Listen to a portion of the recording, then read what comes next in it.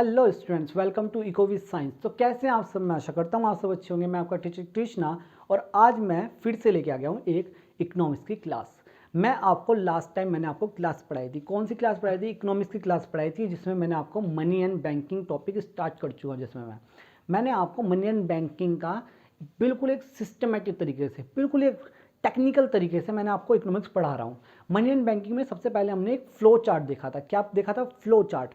Flow chart में मैंने आपको फ्लो चार्ट के बारे में बताया था कि फ्लो चार्ट एक ऐसा चार्ट है जिसमें हमें देखना है कि हम क्या क्या चीज़ें पढ़ते जा रहे हैं। एक कंप्यूटर की चीज़ होती है फ्लो चार्ट, उसका टॉपिक लेके हमने किसमें, इकोनॉमिक्स में जोड़ के हम चीज़ों को जोड़ जोड़ के पढ़ रहे हैं। तो ठीक है, इसको एक टेक्निकल तरीके से लेकर चलना है, क्योंकि इकोनॉमिक्स जो आपका सब्जेक्ट है वो बहुत ही टेक्निकल सब्जेक्ट है। जब आप इसे मास्टर्स में पढ़ेंगे और इस पर रिसर्च के लिए अगर आप ट्राई करने की कोशिश करोगे, फिर बाद में आपको पता चलेगा कि कितना टेक्निकल सब्जेक्ट है।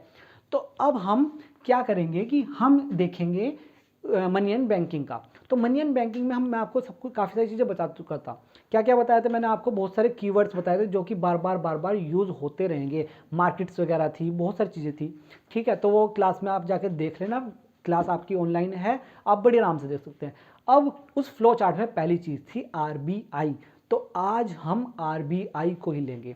ठीक है, उस फ्लो चार्ट में जो जो था हम वो सब पढ़ेंगे।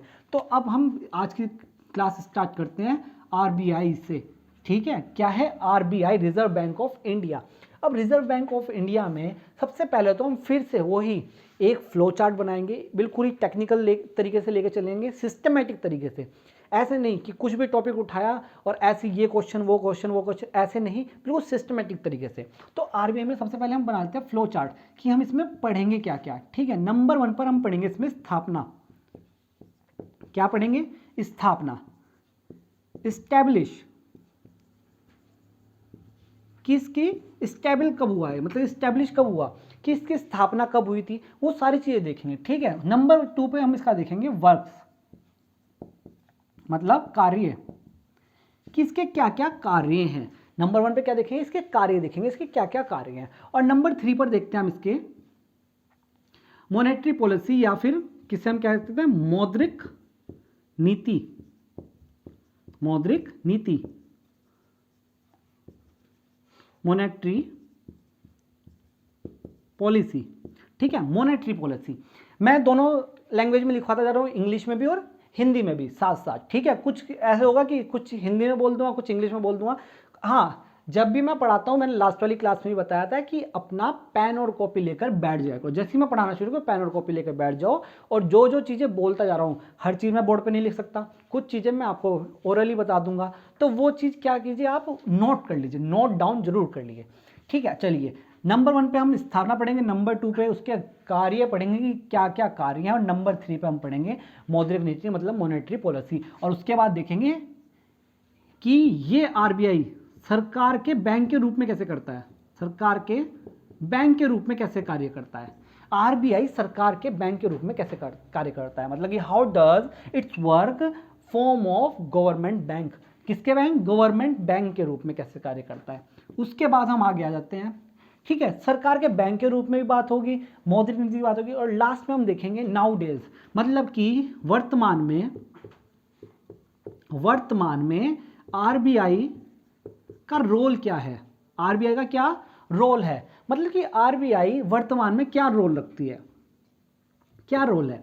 मतलब कि आरबीआई में कुछ ना कुछ चीज़ें होती रहती हैं, आप देखते रहते होंगे, क्योंकि आजकल तो ऑनलाइन बहुत सारी चीज़ें चलती रहती है। ऑनलाइन आपके पास एकदम से न्यूज़ आ जाती है, तो आप एक्टिव होंगे तो आपको पता होगा कि आरबीआई के कुछ ना कुछ इश्यूज होते रहते हैं, जो बार बार होते रहते हैं। भाई गवर्नमेंट के साथ कोई इशू हो गए तो हम वो भी एंड में वो भी चीज़ देख लेंगे, और क्लास को हम वही रखेंगे कि 15 मिनट में इसे ख़त्म करने की कोशिश करें। और अगर जल्दी थोड़ा सा जो टॉपिक मैं आज पढ़ाऊंगा जितना भी आरबीआई का, अगर वो थोड़ा जल्दी हो जाता है तो कुछ ऐसे क्वेश्चंस भी लेंगे जो कि बड़े ही अच्छे होंगे। ठीक है, तो अब देखिए कि हम इसका रोल भी देख लेंगे। तो क्या हुआ, ये हमने क्या बना लिया, फ्लो चार्ट। फ्लो चार्ट हमने क्या कर लिया, कंप्लीट कर लिया। हमने क्या देखा कि हम इसमें स्थापना, वर्क, उसके बाद मौद्रिक नीति, फिर सरकार के बैंक के रूप में कैसे कार्य करता है, और फिर वर्तमान में आरबीआई का रोल कैसे चल रहा है। तो ये सारी चीज़ें हम क्या देखेंगे, हम इस आरबीआई के अंदर देखेंगे। तो अब हम क्या करते हैं, ये हमारा फ्लो चार्ट बन गया, तो इसको एक सिस्टमेटिक तरीके से हमने समझ लिया कि क्या पढ़ना है हमको। अब हम देखते हैं कि इसको एक एक करके पढ़ते जाते हैं। क्या करते जाते हैं, एक एक करके पढ़ते जाते हैं। चलिए फिर एक एक करके अब हम इसे पढ़ते जाते हैं, ठीक है। चलिए सबसे पहले हम क्या देखेंगे, आपकी क्या देखेंगे, स्थापना के बारे में पढ़ेंगे। चलिए तो बिल्कुल मैं आपको बहुत अच्छे तरीके से पढ़ा रहा हूँ इकोनॉमिक्स, और ये क्वेश्चन आपके वन डे एग्जाम में यहाँ से तो बहुत क्वेश्चन बनेंगे। आपकी स्थापना से बहुत सारे क्वेश्चन बनते हैं। स्थापना, ठीक है, स्थापना मतलब कि एस्टैब्लिश, ठीक है। अब देखिए इसमें स्थापना में क्या क्या चीजें हैं।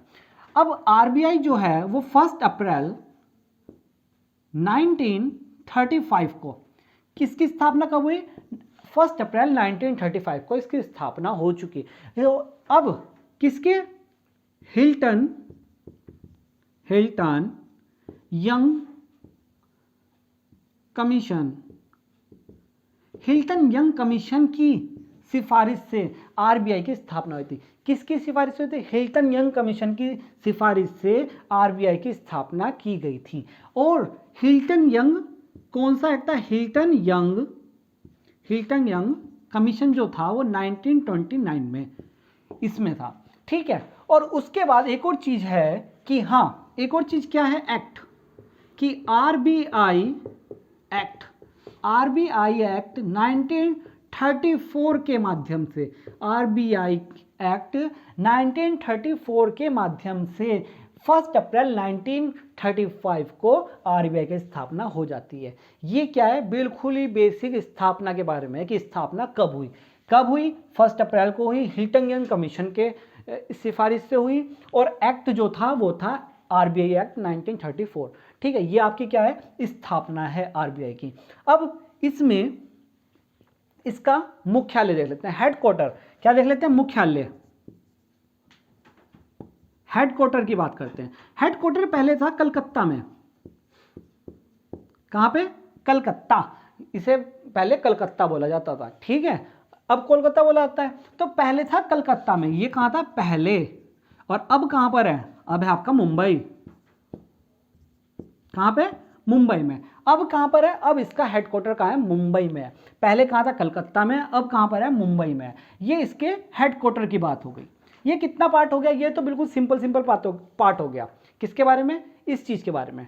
तो अब आप देखते हैं कि इसके हेडक्वार्टर के बारे में बात कर लिया, इसके बारे में बात कर लिया। अब देखिए कि इसके गवर्नर कौन रहे हैं, ठीक है। अब इसके गवर्नर की बात कर लेते हैं, किसकी बात करते हैं, गवर्नर की। मैं थोड़ा सा रफ कर रहा हूं नीचे,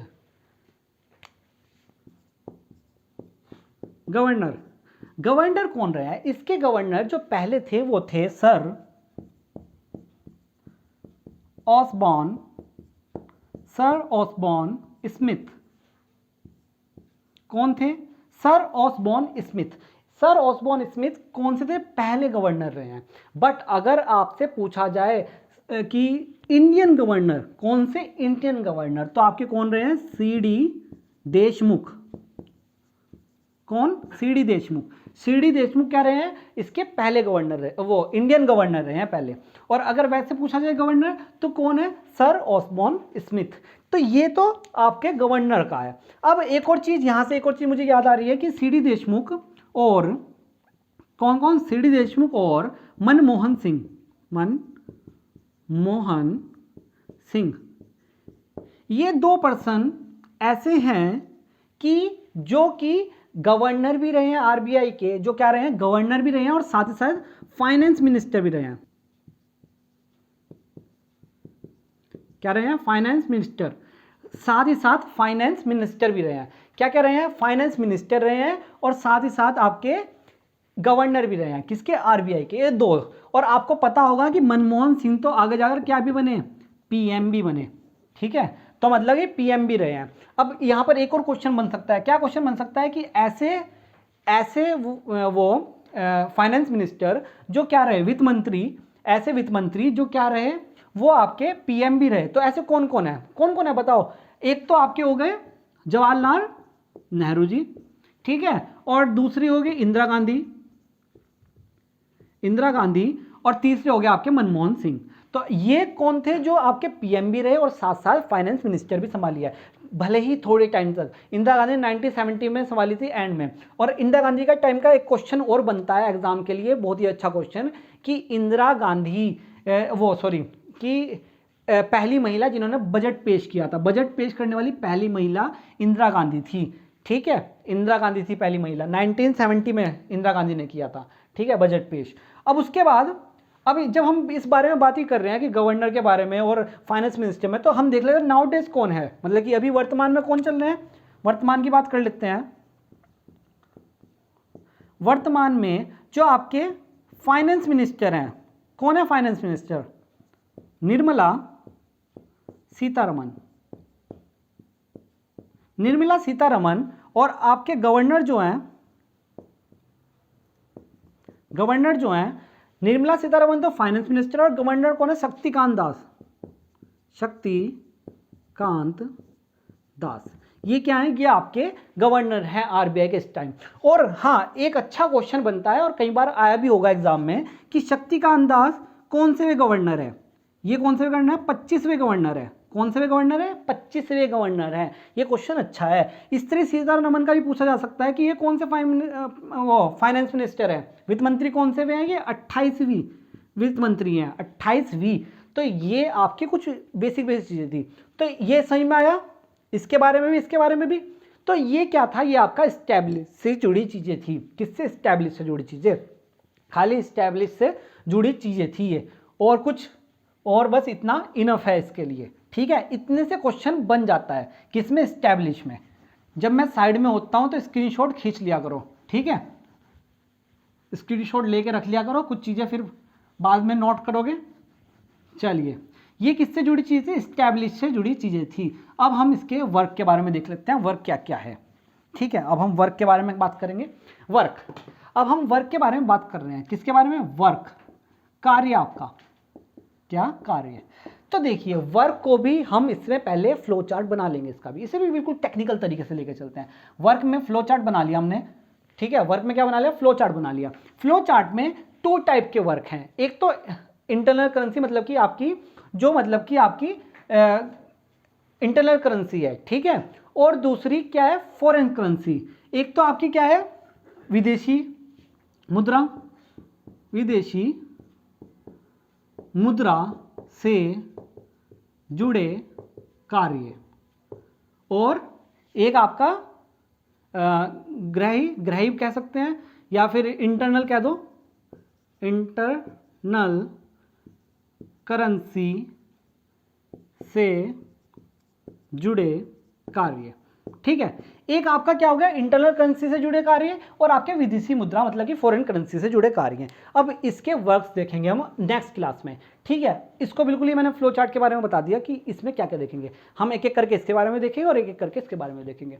तो ये आपकी आज की क्लास थी। आज की क्लास में मैंने क्या क्या चीज़ें पढ़ाई आपको? मैंने आपको आरबीआई के बारे में एक तो क्या बना दिया? फ्लो चार्ट बना दिया कि हम इसमें क्या क्या चीज़ें पढ़ेंगे, क्या क्या चीज़ें सारी हम पढ़ेंगे। उसमें नंबर 1 पे स्टैब्लिश आया कि हम स्थापना देख रहे हैं। तो स्थापना मैंने खाली ये नहीं बता दिया कि 1 अप्रैल को हो गया बस खत्म, बहुत सारी चीज़ें बताई है, काफ़ी सारी चीज़ें मैंने नोट करने की आपको बताई है। तो वो सारी चीज़ें नोट कर लेना, क्योंकि उसमें से क्वेश्चन बन सकता है। बहुत सारी डिटेल्स बताई हैं।